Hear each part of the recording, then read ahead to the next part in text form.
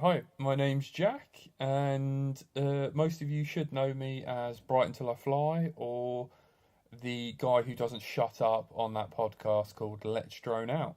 This is my little intimate one-to-one interview with Chad Kapper. It's something I really someone I really look up to and admire for all his work that he's done in the RC world. And yeah, I hope to like at least meet him or stand next to him and sufficiently annoy him.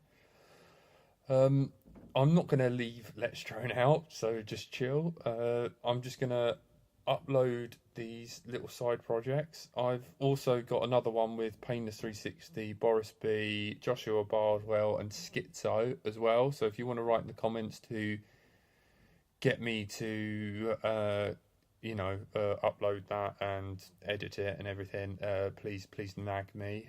Also, if you've got any ideas who else you'd like, me to talk to as well, write them in the comments and stuff, or put in a good word for me with them. Send them a message and say contact me, Bright Until I Fly on YouTube. Please like and subscribe. And also, if you guys think it's a good idea to upload the Let's Drone Out episodes on the Let's Drone Out YouTube, we might have a work experience kid that might be willing to do that. We just don't know whether it's worth it. Let's Drone Out's available on iTunes, SoundCloud, Stitcher. And so have a listen. Hope you guys enjoy it. And let me know if you want me to do kind of some more of these things. I do miss having a laugh with my friends and that, but for me, these are just a way of me exercising my interview skills, because obviously I'm not the best, but I try. I really do try. Okay, enjoy. I loved this interview, by the way. It's great. Chad, what a guy. I'm introducing and I'm talking to the wonderful and awesome and legendary Chad Kapper. Thank you. Welcome. Hey, I'm adding my producer Andrew. He's just going to sit there quietly and listen. He might just say hello. I don't know. He's going to have to say hello. Yeah. Well, hi, Andrew. Apparently he's muted. Hi there. Yep. I did mute myself. No worries. All right. Hold on. I will try my other mic and hopefully I will. Oh. Is that a bit better? Yeah. A bit quiet. There.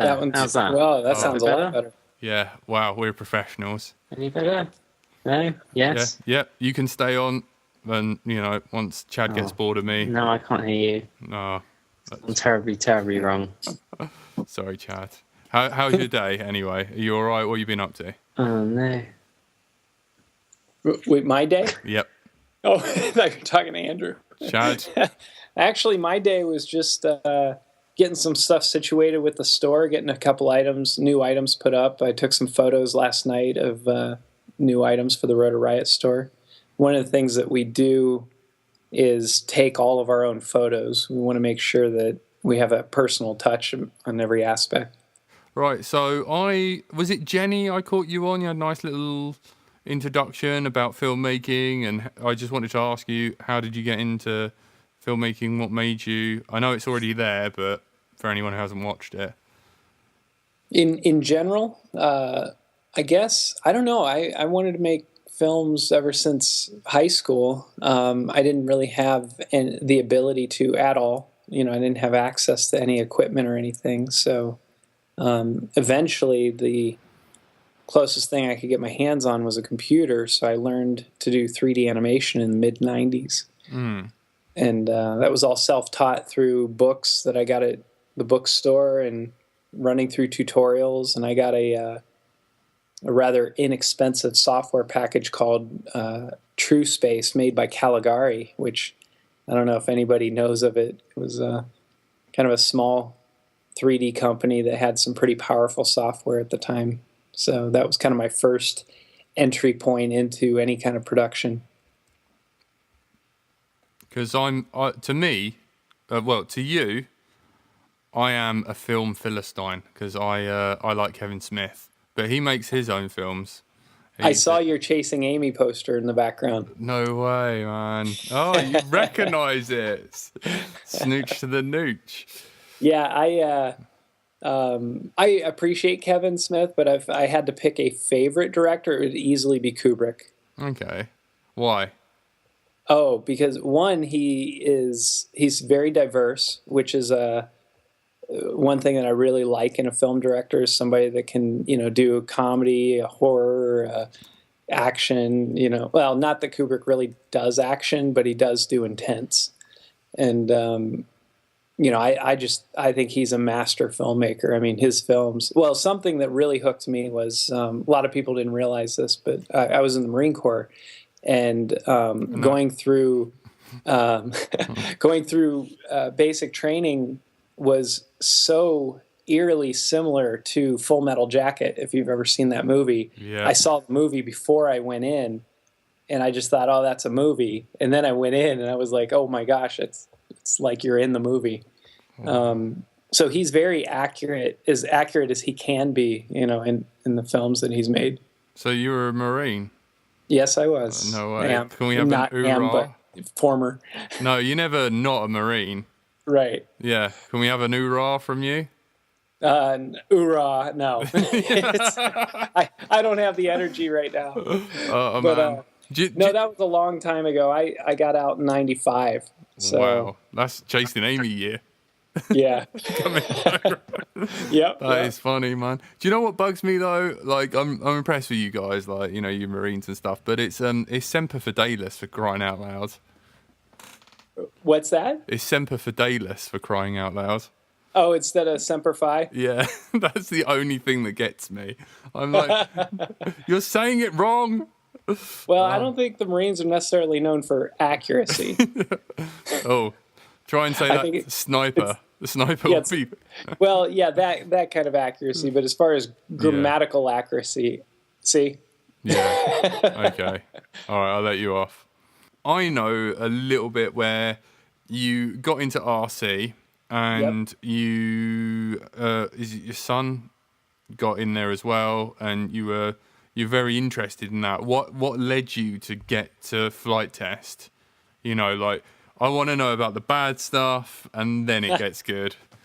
Well, it's I don't know. I mean, Flite Test is one of the greatest things in my life. I mean, it was so much good. So there's not a lot of bad associated with Flite Test. Before, right, 95, you got out, Right. Okay. You get some jerky.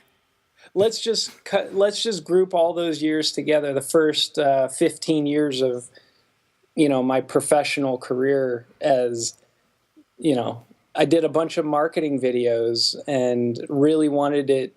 I tried to incorporate my filmmaking desire into making marketing videos, and eventually you just get burnt out because you're not doing the thing that you really love. You're doing something that kind of looks like what you love or you think you love, but or it's you feel like for you should purpose. be doing. What's that? Or you feel like you should be doing it.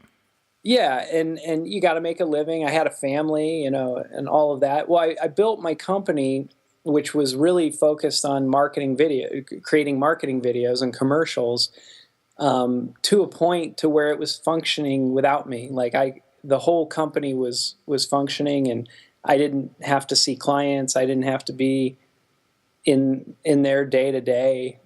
So I had a bunch of free time, and I'm always ambitious. Like I'm always trying to do the next greatest thing. So what I did was I just decided to pursue something that I wanted to do, which I hadn't done, the previous 15 years, because I tried to do something I thought I wanted to do, and it ended up going down this marketing video path, and I got pretty good at it, but it wasn't what I was really passionate about. So when I had this opportunity and some time freed up, I took on a hobby, and the hobby was radio control. Oh my gosh. The hobby was radio control planes and multi-rotors. I actually built a Arducopter back in 2010 where you had to solder the shield together for on top of the Arduino board, and Yeah. the software Oh, was my word. horrible and never flew very stably. Stably, is that a word? Stable. So that was my entry point, and I was completely obsessed. And let me back up just another half year or year. My son and I would fly the Air Hogs planes around. They had these little planes that had two propellers, and essentially your pitch was controlled by your throttle, and your yaw was controlled by varying the speed of the two propellers. Yeah, And because it's what is it? Air Hogs is the company, but I don't know Yeah. the model name. Oh, Or are you man. talking about the methodology of control? Yeah. What is it? It's a mix, isn't it? Yeah. That Variable thrust? I don't Yeah. know. Oh man, there is a name. Bloody Andrew's screaming at it. I'm gonna get an awful message on my Skype in a minute. Differential Yeah, thrust. I'm Differential reading thrust. this. Yeah. He's asking who's reading, and people are correcting my English. It's solder. Yeah. So- Don't worry, you'll get a lot of that because of us. Yeah, Chad and I argue about it daily. Yeah. Chad got beaten by a pommy anyway. He's still very sore about that. He's like asked some questions. He told me to tell you Starbucks sucks. Something about your car seat belts. Oh, they Yes. have a little robotic arm that hand them to you. What? Yeah, it's silly. It's a two-door car, so the doors are kind of long, so the seat belt is back a little bit too far for people to reach. So when you close the door, it has like this little arm that extends and pushes up the seat belt. Yeah, that plane's similar. It'd be great to find the original ones. They were like jets. They looked like jet planes, and the propellers were like midway through the body. But they were little Walmart planes that were practically disposable. And my son and I would go out and fly them, and we just had a blast. And I wanted to step it up, so I ended up. What was the next purchase? Oh, of course, it was an EDF jet. Oh my word. Yeah, and it was an F-16. No, not quite. That's a ducted fan one. Yeah. These look like the new ones. Go back to 95. Yeah, no, it wasn't quite that far. That was only in 2010 that I got into the hobby. So, Yeah. Hang on. or 2009, around there. I've got quite a funny one. Mike John Clum, I think. Yeah. Ask him about his secret hair gel. Well, he's a Marine. His hair gel is probably made from the blood of his enemies. I just want to don't know start that what he's rumor. talking about. No, I I don't. just had lunch with Mike. Yeah, no, So, yeah, it's probably, I don't know what he's talking about. I don't know. Mount the Nerf on the Inspire. They're on about taking you out with like a Nerf gun or Nice. something, and it's not a very good idea because of you being a Marine. You're getting closer with the air hogs, but that's still not it. I wonder, can I add photos on there? Yeah, if you drop it into the Skype chat that me and Frank are on, and if you just right click or two finger click, because you're clearly on a Mac. Because now it's really important that we have accuracy here. Chad Kapper is the producer, asking about Nerf war battles in the Kapper house. Yeah, they're quite epic. We have a Nerf wall, which, hold on, I wonder. Copy the image address into the Skype. So right click, copy image address, paste it in there, and then he'll post it up. But Yeah, there's a picture somewhere of our epic Nerf wall, but I don't know where it's at. Oh, wow, there's a lot of people that have walls that look just like ours. I just typed Nerf wall, and there's quite a few. Who's Daniel? Daniel sent me a request. Daniel, what's his last name? I don't know. I forget what I was saying. Oh, so I got into the hobby, and then I just, I had a hard time finding. I wanted to watch videos to learn more about it, and there was hardly anything out other than RC Powers. And I loved watching RC Powers. It was just a blast to be able to watch somebody, go out and have fun. So, but I wanted more, and I wanted more in depth and, I wanted to explore all areas. So I just created the show that I wanted to watch. And, I happened to, oh, there he is. I happened to come across Josh Bixler. Yeah. A mutual friend introduced us, Eric Monroe introduced us. And Josh was, he was exactly like you see him on camera. And Yeah. when I went out to his flying field and met with him and got to fly with him and everything, I asked him, I'm like, have you ever been on camera? And he's like, no, not really. And I said, can you do this? Can you be you on camera? And he goes, I'll try. He so is he tried so genuine. Such a genuine guy, like, and he calls everyone brother and stuff. That's my dream in life. If he calls me brother once, then I can die happy. Well, yeah, we'll have to work on that. Yeah, you'll have to, like, kind of get me an interview with him maybe or something. I don't know. Oh, yeah. Yeah, we should do that. Yeah, I don't know. I worry because I swear too much and, like, he's way into Jesus. And I'm like, me next to him, I'm Hitler. Have you watched our show? Yeah. I mean, that's another side of things, right? What I didn't get was David's quite the safety kind of guy. Was he really that bad? Like, did he nearly set your basement on fire? Wait, who said he's the safety kind of guy? I don't know. I can't remember. I was chatting to someone, but he was pretty safe. Like, apparently. No, I mean he doesn't want to kill people, but I don't know if safe is the word that I use around David. I mean, I might use it to tell him to be safe. Yeah. But no, he's had he's had quite a few incidents. Okay. Any of them you want to talk about? Well, I think most of them you probably see, like the one, what plane was it? It was one he was testing, one of his designs, and he caught the battery on fire. Did you ever see the one where he pranked Josh, where he told Josh he wanted to try out this new design? He had Josh come over and fly it, and then when he was in mid-flight, he detonated a small bomb. I think so, yeah, and it just blew up, and he was like, "What the hell was that?" And yeah, I remember that. Wasn't that on Flight Test Gremlin with like the graham crackers? I think it was, and we also had. You mentioned the 50-year-old crackers. That's probably one of my favorite clips. What's the deal with that? Where the hell? Why we just found them locally at this shop that happened to have them, and we thought, they were only $17, so we're like, it's worth a shot. Let's see if they're edible. Oh my word! The other thing I was going to ask: have you guys ever heard of someone called Ashens? Like on YouTube, he's like a British guy, and he opens things on a sofa and that. He's got like food stuff, and the dollar store. Like you get really horrible food there. That's like. We've got something called a pound store, and he will go there, buy all that really horrible food, instant food and that, cook it, and like people will send bizarre food from like overseas, and he'll eat it. I'll send you the link, but that's great. It's so funny. I would love to see it. He brings a guy who's like really picky with his food, and he just throws up all the time. It's very amusing. So if you like the cracker, it's the same sort of thing. Ashens. Oh God.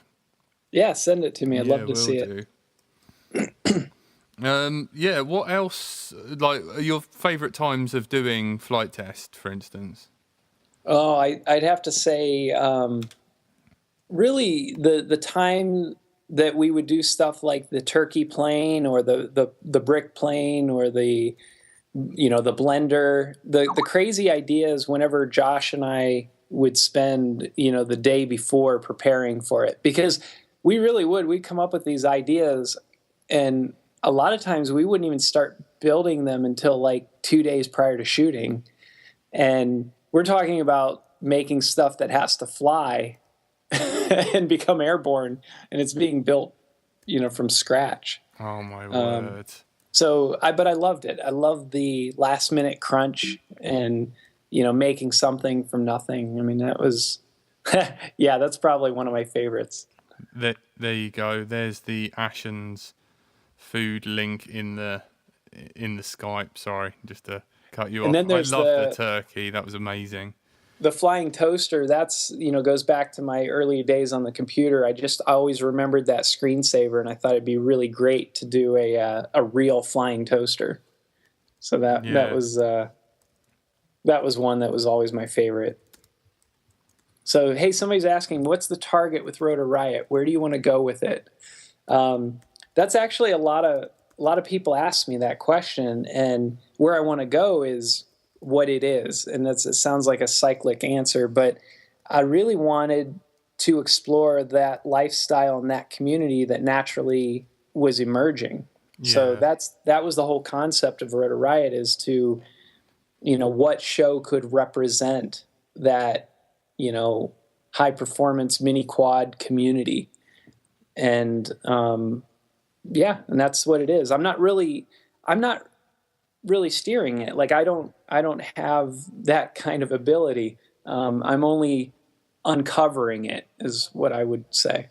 I don't know. I wouldn't say you're uncovering. You're just covering it. Like, this movement's happening, and you're you are the director who noticed it and wanted to record it, and you've given these people a platform to be on, and that's what I want to do, where there's only so much you can make a quick video on YouTube and stuff, but I like having these interviews with people rather than, like, later on, kind of like with art history, they're going to be like, well, Kapper was trying to say, he wanted to set breakfast free and stuff like that, when you're just like, yeah, we had this fucking screensaver and he wanted to see it happen. You know what I mean? It's like, like in film, like art critique, history and stuff, they're going to be asking, like, what's going on in your head, and like they can listen to this and be like, yeah, he talked to some limey idiot. And well, yeah, I would say if there is anything that we are trying to do in Target is, bring this kind of positive approach to it, and help, if we can help guide or shape the community in a way that's positive, that's really what we're doing. Yeah, I've never been involved with anything that's been so nice. I mean, I went to the drone nationals, the nationals in the UK, and I was with Tony, and his VTX burnt out, and we went back to the field, and everyone was like barbecuing, drinking and stuff, and I literally stood in the middle of a crowd of people, and went, has anyone got a spare one of these? And Banny, the champion from the Dubai, he was like, yeah, I won one, here you go, give me £30 tomorrow. And that was it. It was just like, what the hell? Like, it's like everyone's got this love for getting up in the air and wanting to help each other out, and it's great, man. I just, I want to grow that, and I want to record that it does happen, Yes, and that's exactly it. I mean, we get a lot of, those similar type of stories, and each one is unique, but the heart of it is the same. And I think that's what's important. I mean, it's really amazing that you can have a little show shot in your backyard, and it reaches people around the world. Yeah, and it touches people as well. Like some of the things you have covered. It's like the whole thing, like making memories and that sort of stuff, and it's really beautiful, man. Like, what are you gonna do after Rotor Riot? Oh my gosh, I'm just getting started. I don't know. You know, are you gonna make a full-on film? Can we see any of your films? Have you made a film? Oh yeah, Rotor DR1 is the film that I completed. When was that? It was released in October. Yeah. So you can see it on Hulu. You can buy it on Blu-ray or DVD. It's on iTunes. And it's a film that was created really with the community. So it was a bit of an experiment, really, and it was born from an idea that David and I had to create a movie about drones, starring drones, but we really didn't have the technology or manpower or budget to make a movie with all drones. So it kind of morphed into a boy in his drone. And it was the hardest thing I've ever done. It looked cold on some, that race day. It just looked like you guys just wanted to die. It really, really cold is an understatement. There were days that it was minus 14 degrees Fahrenheit. So I don't even know what that is Celsius. I think Matt on the chat is trying to like consolidate you that if things don't work out, he's recommended a porn film. You should start recording porn, Ripping Balls the movie. I don't think that's got anything to do with steel. I two things about Rotor DR1 that I liked was I found it really endearing, this drone following the boy. That was really sweet. And the other side of it was the window wipers for the arm braces. It kind of ruined it for me. You know what? It's funny. Some people have a problem with that. I loved it because it felt, it kind of, what I want to say, encapsulated that scratch building feeling, that I got whenever I got introduced to it. But this was supposed to be that, that next level of where his father is, creating what he can. It's hacked. Yeah, it's supposed to be like this hacked together device that has a strong personality, but it's still a robot that flies. Yeah. The other thing I wanted to ask is I watched it on YouTube when it first came out, and I think you guys have taken it down. Is the final thing different? Yes, it is. We tightened it up quite a bit. If you just take all the episodes and put them together, it's probably about 2 hours and 40 minutes, which makes for a very, very slow movie. So we tightened it up to about 94 minutes. And then we shot a couple extra scenes and re-edited some of the stuff and enhanced the audio and mixed in the music better and, fixed a lot of things. And it turned out nice. I mean, Movie Maker Magazine just did a whole write-up on it, which was really, really well done. I'm very proud of it. It's my son that stars in the film, and I'll have a memory of very fond memories, even though it was a very, very hard project to work on. And it suffers in some areas, but if people understand what it is, it's a community collaboration. It's phenomenal. Like if you say, hey, let's just get a bunch of friends together and go make a movie that we like, it's a huge success. That's why I love Clerks. But if you just release it into the mainstream, people don't know how to take it. It looks like it should be like Walking Dead, but it's not, and it's, and it has a drone in it, and, it's I don't know, maybe one day it'll have like this cult following. I mean, it kind of already does, but yeah. I mean, like, the weird thing is I remember do you remember when this was like first starting and there was no drone magazines in shops and all the answers were on the internet, and there was only a few people on YouTube with solutions and that, and like everything was coming from White Spy, like if you wanted to buy anything. Right.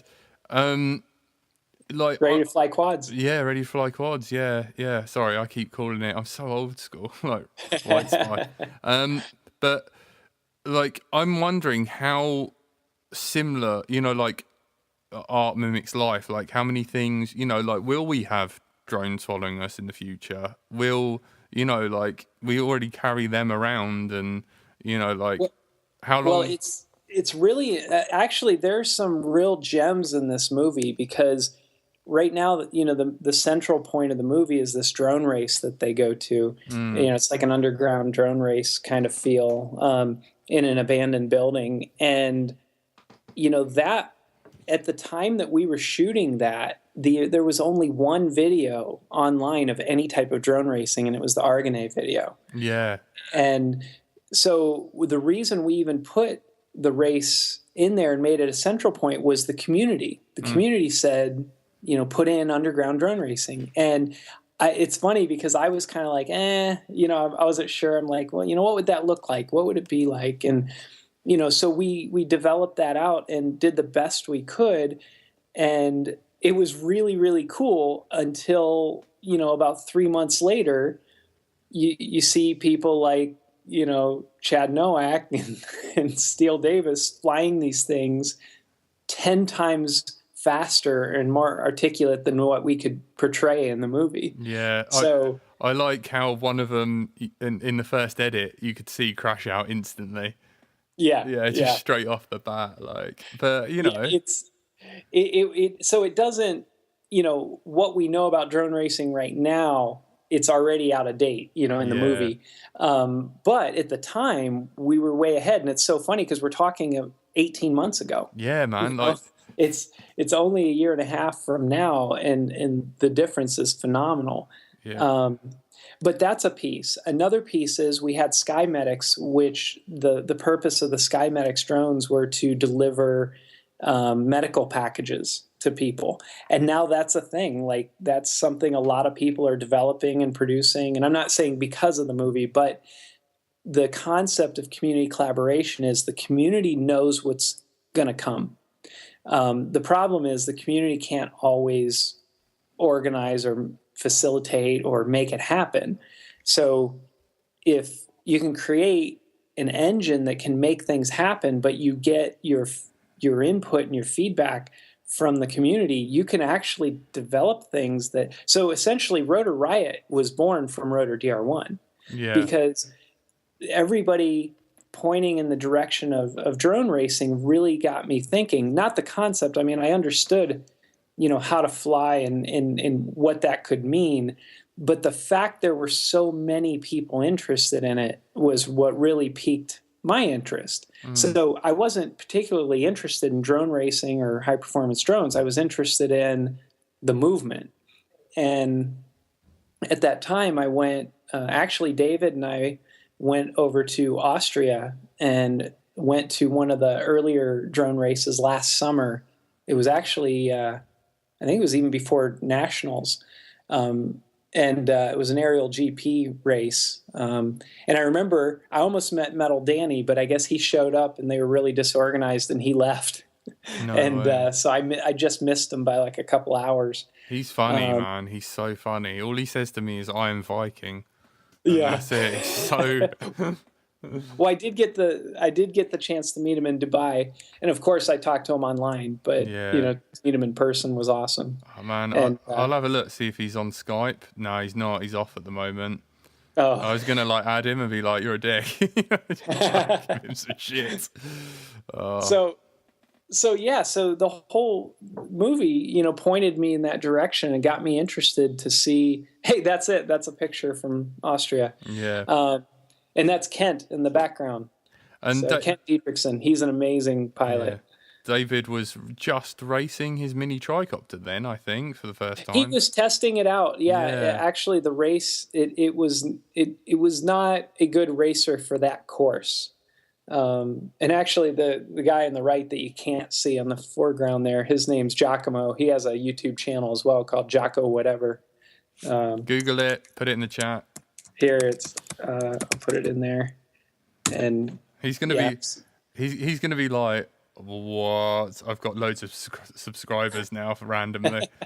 Well, he already has. Actually, we might have just passed him, but he already has like 31,000 subscribers. Yeah, he does. But 772.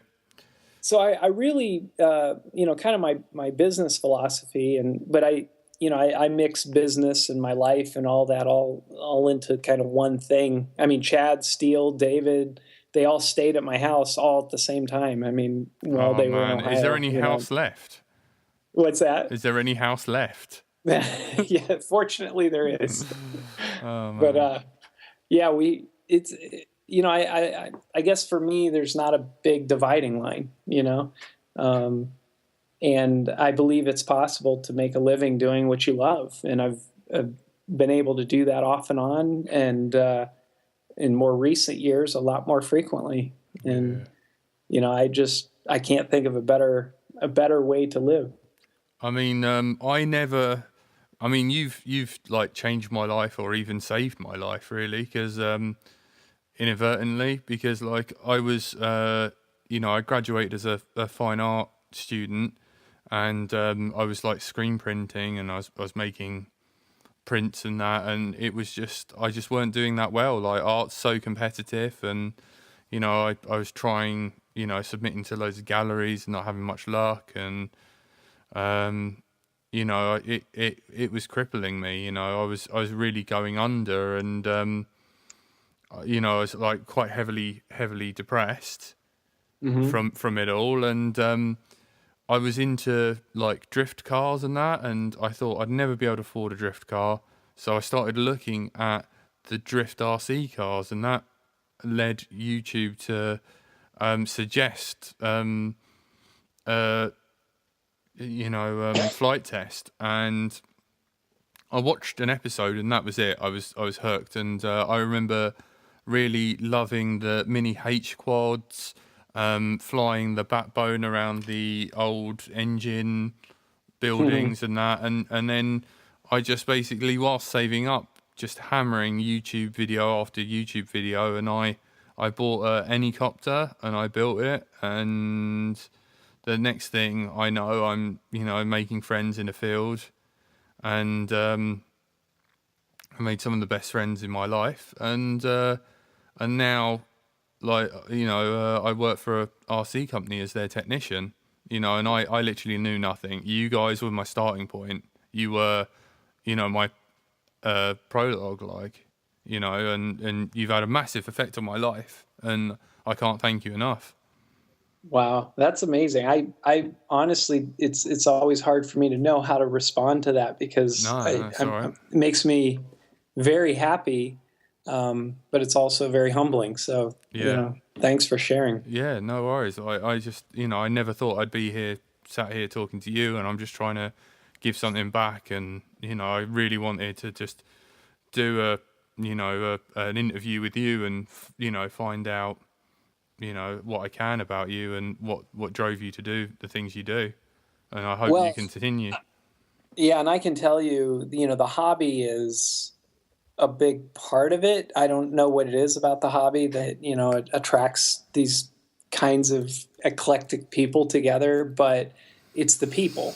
I mean, I fly a lot less now than I ever did, back when I got into it, but it's not like a lament. It's not like, oh, I'm so angry or sad I can't fly.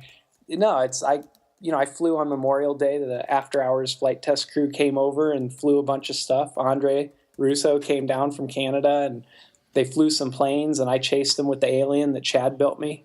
No So, way. You got an alien that Chad built you. yep, he Oh built my me one while word. he was here. He was bound and determined. I'm like, Chad, you don't have to do that. And he was like, no, he wanted me to have an alien, and he probably knew that I didn't have the time or wasn't going to be building one myself, so Yeah. he built one for me, and I thank you, Chad, because I love it. It is amazing. It flies so it's and then I let the guys there fly it, the FT after hour guys. I think we just sold 3 of them, so Wow. That is crazy. Like, yeah, I mean, I remember, just like I had a ZMR. I was running it for ages, and it was just failing me, and arms are breaking and all sorts.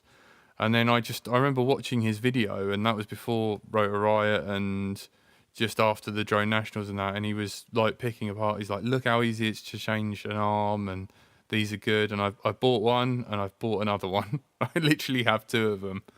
nice. The only difference is one runs a Cyclone, one runs Kiss, and I haven't looked back. And you guys give out some valuable information. Well, we want to continue doing that, and building others up. I mean, that's if there's one thing, because I've had a lot of people ask me about, well, Flight Test is so family friendly, and Rotor Riot's obviously edgier, and that, and Mm, I'm a big believer in accepting people for who they are, and you know, who am I to say how people should act or be, or what it means to be yourself. So I just let people be who they are. The only thing, and Chad, if he's still in here, he can attest to this. The only thing that I speak up about is tearing people down.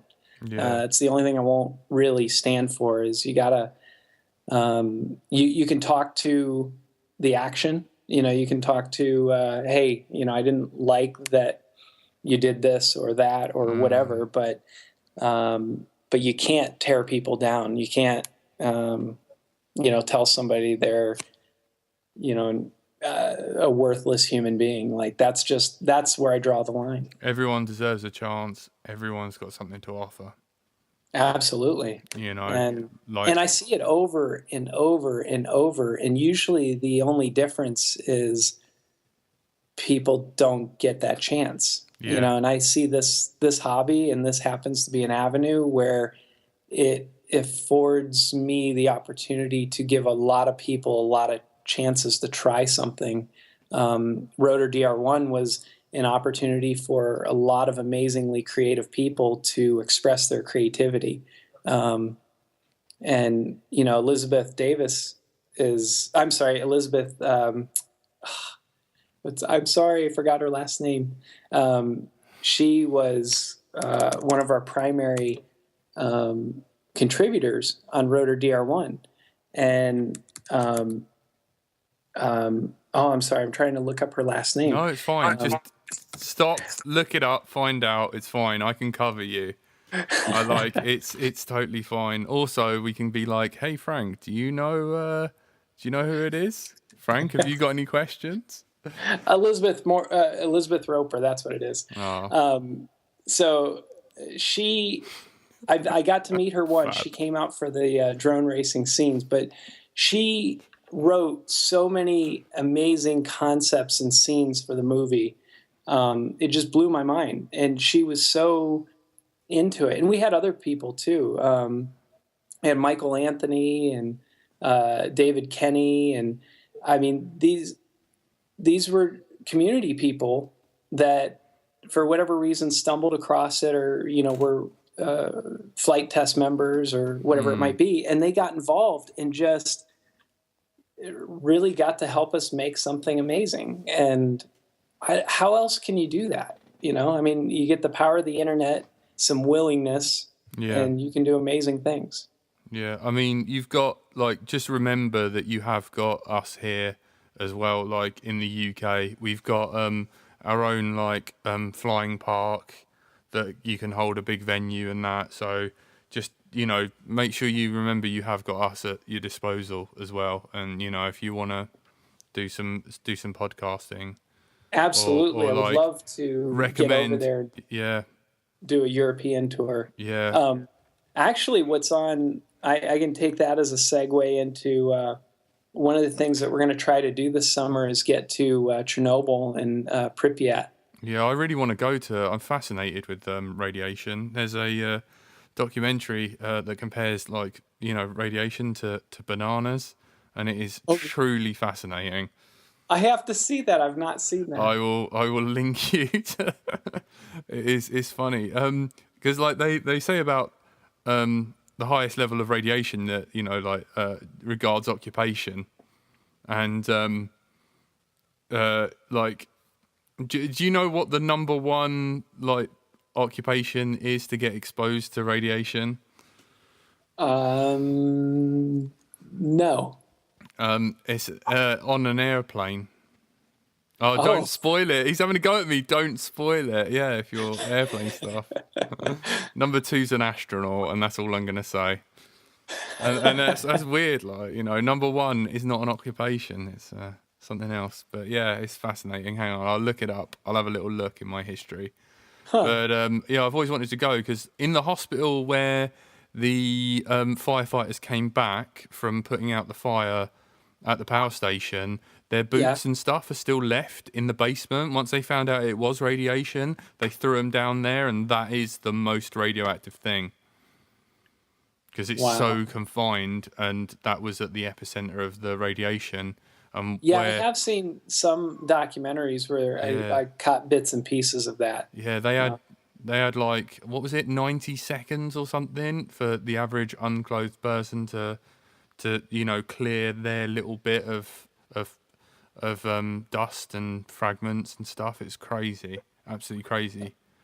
Oh yeah, it's definitely fascinating. I hope we can get proper clearances to go there and fly, and I really would like to do stuff like that is interesting but can be very educational. Yeah, definitely. Hang on. Yep, hang on. I've got the link. Hang on, copy link. There you Isn't go. the elephant's foot the most radioactive? It might be. Yeah, hang on. There you go. The most radioactive places on Earth. Yeah, I am really fascinated by it. You're thinking of the camel's toe. Thank you, Fab. I love you, Fab. Fab's my boss. Fab gave me a chance to work Oh for him, wow, and now I get to eat. you're thinking of the camel's toe. Uh, yeah. Okay. What else can I ask you? What? I want to ask you, what's the biggest risk you've taken throughout all of this? Whether it's filming, budget, stunt, or whatnot. And then the Oh, other. I can tell you easily what the biggest risk was. It was when we walked away from the Hobby King sponsorship, Whoa. because we had a sizable Hobby King sponsorship, and more than anything, Josh wanted to be able to pursue hosting the show as his full-time career, and I felt as though we we were painting ourselves into a corner, Being Hobby becoming King's little too. bitches. What's that? Being Hobby King's little bitches. Well, Say I it. didn't phrase it like that, but no, just being exclusive to anyone is not going to be helpful to helping the hobby grow, and to continue doing what we were doing. Um, so it was kind of a all or nothing. It was, go this route and be exclusive, or separate ways. And I chose to separate ways and not budge on our mission at all, and just say, hey, we're gonna entertain, educate, and elevate our community our way. And so that was probably the biggest risk. So we just kept making episodes, which there was no income, or very little income. And then eventually Josh came up with the idea of cutting foam on a laser cutter. Wow. Also, what was like during Flight Fest and everything? What was the moment that touched you the most? Because for me, I quite liked the guy's helicopter that got crashed into from one of the VAS guys, or it might have been Stone Blue actually. They crashed Mm-hmm. into a helicopter and everyone chipped in to repair it. That was really touching. But I wondered, have you had any humbling experiences or anything that's really sort of driven you and pushed you further? I mean, I've probably dozens of personal, where people have personally reached out to me and shared their stories, where I've come to tears. There's a lot of those, which is amazing.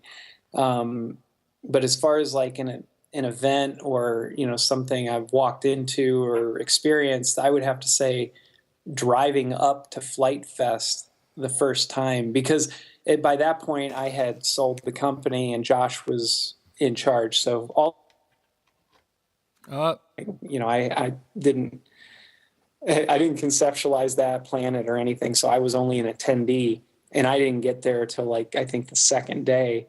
And just pulling up, and a half mile of cars, and just the crowd of people, it was overwhelming. I was in awe. I was like, I couldn't believe that a little show on YouTube that was in my garage turned into that. So Wow. that was quite humbling. That is some serious feedback. That's definitely, I wouldn't know what to do. I'd probably have like some sort of sensory overload meltdown. I kind of did. DC on the side there says it's amazing what you can get done when you don't care who takes the credit, and I absolutely agree. I mean, if you really want to accomplish something great, then it doesn't matter who does what. It only matters that it gets done. Yeah. Wow. If you could start again, what would you do differently? Well, I kind of did start again with Rotor Riot, Yeah. and I think the only thing I'm really doing differently is I can see the whole picture going into it, where flight test was a constant discovery. And what I mean by see the whole picture is like the business structure. I can understand how this can be a business, where flight test, I actually fought it being a business because I didn't want to ruin the magic. And it's not the business that ruins the magic, it's the attitude. It's how you think you have to make money. And the reality is I held off on selling anything through flight test for quite a while because I didn't want to take from our community. I wanted to take money from sponsors and corporate and things like that, because that felt like, well, the community doesn't have a lot of money, I'll take it from but the reality is people want to spend their money. They want to know. And I should have just looked at myself, because I was that person. I'd go in the hobby shop every single week, and I knew I was going to spend money, and I had no idea what I was going to spend it on. Yeah, you just want to buy happiness, you just want to... I just wanted to buy something. So rather than thinking of it like that, that I'm trying to take people's money, say they're going to spend it. So what I can do is put the effort into building the best experience for that money they spend. And that's the concept, and that's the concept with Rotor Riot. If you see our website, we don't have 30 different motors and 20 different airframes. We have one, in one. Now we'll have more, but it's simple. We know that the guys have been able to test these platforms out and they work. So if you put together what they're flying, even if you're an intermediate or beginner, it still flies well. And that's something I've noticed, like even in planes, when I went through probably 3 or 4 radio control planes before I got to the ultra micros or ultra mini stick. I forget it, the ultra stick micro. It was a balsa plane with just a straight fuselage and a straight wing and a lot of power. And when I got that, I instantly flew better because it was properly powered, and wherever you pointed it, it went. But all these beginner planes, the porpoise, and you have to actually be a better pilot to fly some of. Yep, that's it. The mini ultra stick. I still have it, and I absolutely love that. That one has flaps, though. Mine didn't have flaps. And that is a great plane. And I wrecked it a number of times and completely repaired it. Wow. It's the same wing, but the third fuselage. So, but same thing in the multi-rotors. Once you know how to fly the basics, you can get into something like what the pros are flying and actually fly better because it's so dialed in, it's so tuned, and everything's meant to work together, and everything has already been through testing. So that prop is the best prop for that motor. That weight is the best weight for that power system. And I remember going to Hobby King Festival Flite with my Anycopter, and it was, everyone just kept saying, wow, that's so quiet, and it flew really well, and I got quite a long flight times out of it.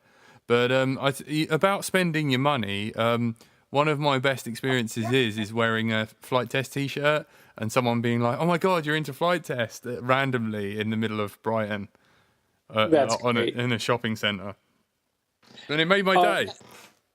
and that's what I had hoped. And even with Rotor Riot, Yeah. you know, we knew the logo. I mean, we probably had 20 almost, you know, before we landed on what we have, and I really wanted that symbol of the lifestyle, and that's why, you know, you'll see I'm doing one of the biggest marketing taboos in the world. There's no text, you know, there's no website, there's nothing, and that's intentional. It's because, you know, if it does, it becomes an advertisement, you know, and it's not an advertisement. It's a lifestyle. It's saying, you know, hey, I believe in what this hobby has become and this culture, and I want to perpetuate it. And, you know, and that's the intention of that logo. Yeah. There's some really nice things in the chat.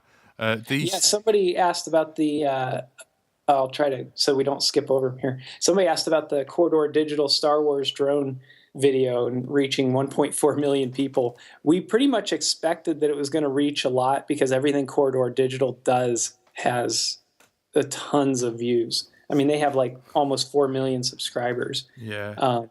But that was an amazing experience. I mean, I loved working with those guys. Chad and Steele, I mean, did a phenomenal job.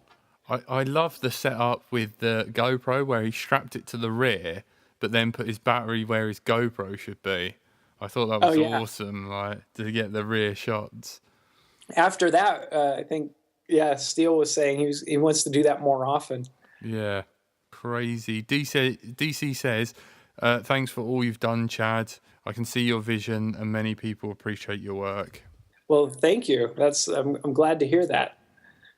And I mean, I'm listening. So anytime you guys want to, you know, share your ideas, we have the Facebook group that, you know, we go to get a pulse on the community and what they're looking for. I've got an idea for you guys with Rotor Riot, which I think will be really cool. Is, you know, like drift cars.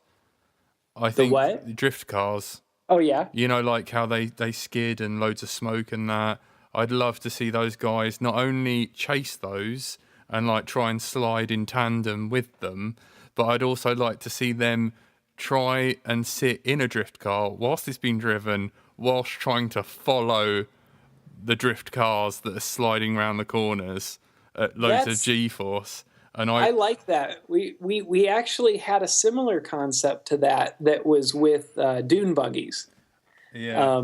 We thought about having the guys sit in the dune buggy while they're jumping dunes, but they're following themselves FPV.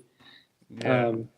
But I think drift cars would be just as fun, if not more.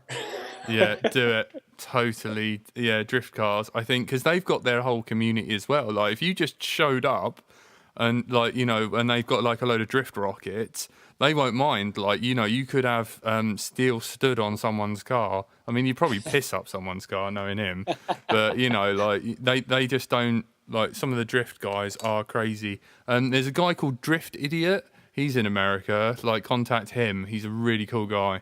And nice. Yeah, totally. Like those, because like with drift rockets, they're just banged up cars, you know, they don't really care about. So, you know, after they're done, they'll probably like let you fly a quad through one of their windscreens or something. I think that would be quite cool. Yeah, somebody said the drift cars don't have the clouds of sand going into your motors either. Yeah, totally. And it's all round a track and everything as well. Oh, yeah. Yeah. Oh, Frank, you've got a link for Facebook on the canvas. Also, I haven't really had a chance to talk much about Carlos and Tommy, but, you know, we're working on getting them more involved. Tommy's actually joining us full time. Tommy's on next week, by the way, on Thursday at 8 p.m. That's awesome. They being on the West Coast and Carlos and Tommy having, I guess, the more demanding jobs has been, you know, challenging. Yeah. But we're starting to crack that nut and be able to get them more involved here a lot sooner than we'd hoped even. Cool, man. Yeah, we're. I dropped Carlos a email, and he did actually get back to me. So I'm in negotiations with him. Oh, So, that's good. Yeah. So if you can kind of encourage that and be like, "This is Jack. Talk to Jack. Jack's well, great." encouragement will look like this. It'll say, Carlos, can you shoot the episode I'm asking you to? And then I'll say it. So I'm staying out of this. yeah. Oh man. That's the damn video. That's a good one. Yeah. I mean, Tommy proved himself there. You know, like totally. What was funny was he had some of the footage from that day and that experience, and he was just put together a quick edit and was going to post it. And he's like, is it worth it? And I'm like, wait, give me your footage. Let me mix it with our footage and let's make an episode out of it. And he's like, okay, you think people want to watch it? What? Oh man. Little 2-part question. Who's some of your favourite pilots and why? And then the other side of it is there any people you watch on YouTube or when you did start watching that's not too limelighty that you would recommend? Have you got any hidden gems? Yeah, Stinger Swarm is probably my favorite pilot. Link in the chat. Yeah, Kevin Dougherty. He's do you know who he is? I think so. I've heard of him. As soon as I'll see it, I'll be like, oh, I know. So he's he's awesome, and I like his style because he just like throws himself at things and misses. Yeah, I know him. Yeah. It's so fun to watch, and no disrespect to any of the guys on the show, but I just really like watching. I mean, I like watching all their stuff. It's just Kevin always surprises me. So there he is.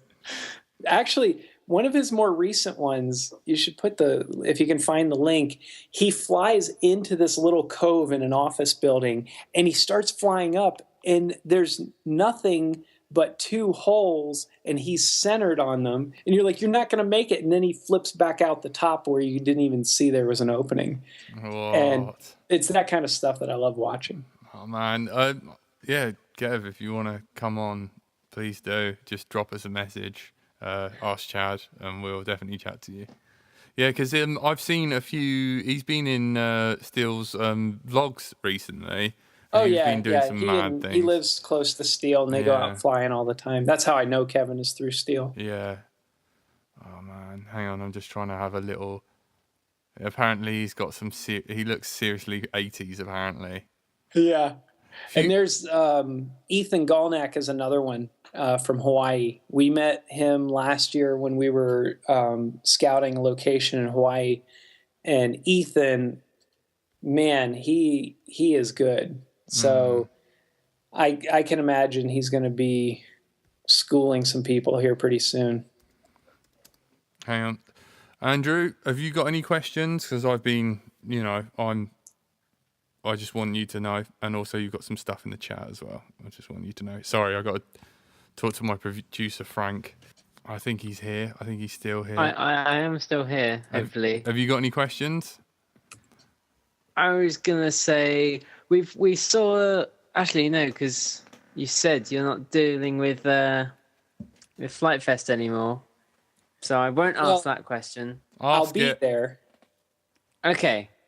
I was just going to say, because we saw about, and we mentioned on the show yesterday that they were talking about where it's going to be next, or where other ones are going to be. But yeah, what about Rotor Riot? Have you got any plans to go to any events with Rotor Riot, to anywhere else? Yeah, actually, and somebody just asked about any involvement with MultiGP. The big Mountain Dew invitational at the end of June. How did you get that? Well, boy, I don't know exactly. I mean, at some point we crossed paths with everybody doing something. But Brad Foxhoven, who is heading that project up, contacted actually all of us at some point, and we just started talking more and more about what he's doing and what he wants to do. And he's one of the few that actually understands that if the pilots aren't endorsing it and excited about it, it's going to be a struggle.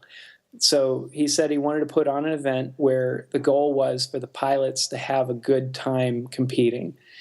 And he listened to our input. And I think it just became a good, I don't know what you want to say, just like a kind of a good collaboration. And, they're listening to a lot of our input, and they have the venue, and they have the sponsor, and, so we'll see how that goes. We're going to go out there and have a good time, and Steele is going to get to host it, actually. So he'll be the announcer. What? Yeah.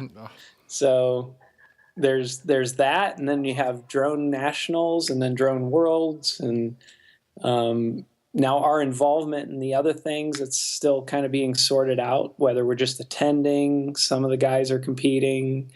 I think there's a lot that can be done with the announcing side, because there really are no good announcers. That's horrible. I just probably dissed a bunch of people, but I shouldn't say that. I should say, for the most part, a lot of events don't have announcers, and I think we need to have that. We need to have somebody that can tell what's going on and be entertaining, share that with the crowd. We have Nige.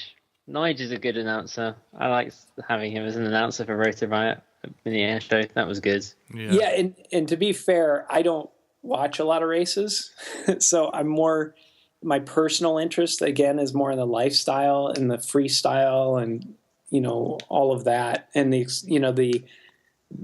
building and the technology and all of that. Yeah, and of course I don't want to forget Scully. I know he does a lot of announcing. He's like one of the few. I mean, outside of him, I don't know who else you really know for announcing any kind of competitions. Leo Whitfield, hang on. Chad, do you remember the poll you made in the Rotor Racing group? Can you do an episode comparing the top 5 frames? Yes. We actually shot that, where we didn't compare them, but we got each of the pilots' opinions on the top 5 frames. And I was kind of on the fence whether to release that or not. I didn't know if it would be interesting enough. Mainly because they don't all have experience with all of them. So it's hard for them to talk about something they don't have experience with. Yeah.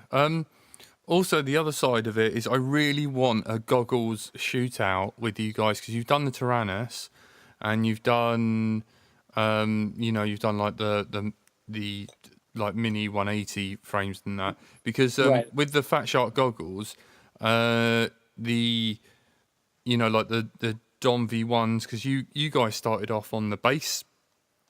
Oh yeah, yeah. I still have an old pair of. I don't even know what my old pair is. They're black. Yeah, teleporters, base, Dom V1s. Yeah. They had a version 1, 2, and 3. Then I can never keep the Fat Shark models straight. Yeah, and then there was Dom V2s that. The outside of the lenses, because they're made of glass, are a bit fuzzy. Then the Dom V2s that everyone knows and loves. And then you've got the Dom V3s that are, like they're stretched screen. And right. then the HDs, and then the HD2s. My friend bought some HD V2s, and the edges were blurry on them as well. And we just kind of want to know... what are those guys using? Why are they using them? Were they just free? And stuff like that. So, yeah. Please. I think it's definitely a good episode. I'm just trying to think of where to fit it in our schedule. Yeah, sorry. We need it. We need, because Immersion are coming out with their new VTXs as well, with the wand, and it sets the milliwatts and channel and everything. That's very exciting. Oh yeah, Yeah, if you've heard about that. That's a good one. So, I'm putting that on our list, definitely. Yeah, I know it's not the easiest thing to shoot, but it's just. Yeah, but it's a challenge. We'll figure it out. Yeah, I just. And I actually do have to get going. I have a meeting I have to jump into. Yeah, no worries. All right, thank you. You've been listening to Let's Drone Out, but it's probably called something else now because it's just an interview that Jack wanted to do with someone he wanted to talk to. So we'll figure that out. But thanks for being the first person to experiment with that. Yeah, thank you guys for listening, and hopefully look forward to more of this sort of stuff. And good night.